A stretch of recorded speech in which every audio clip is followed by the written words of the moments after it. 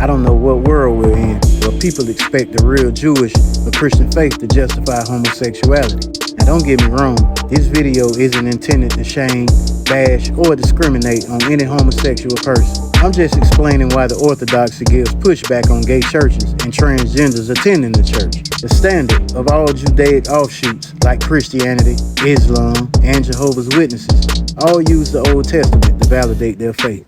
And in that same Old Testament, it says that it's an abomination for men to lay with men. I can't say what the penalty was because TikTok and my haters will use it as a means for a community guideline strike. But the Jews of that time knew that the mental illness was irreversible and non-repentant.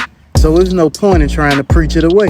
But what modern churches love to do is act like Jesus was in opposition to the Hebrew law and would accept anyone, regardless of how they were. But remember that parable that Jesus gave the Pharisees about the washing of the hands? When he stated that even if a person washes their hands, but their heart is impure, why worry about vain traditions? A person who has an unclean spirit, no vain ritual will cleanse them. I say that to say this: if you're living a contrary lifestyle to the Bible and you're going to church, that means you're seeking repentance. You're going to church to learn more about how the morals of the Bible can shape your life for the better.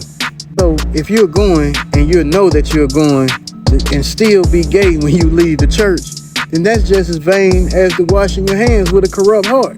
You're wasting both you and the church's time. If you steal, you can stop.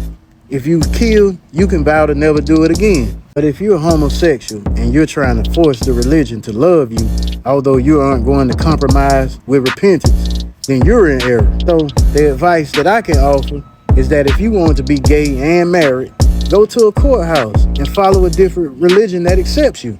Because according to the religious law in the Torah, they would be committing sin by accepting you into their congregation. Cello the Great, man.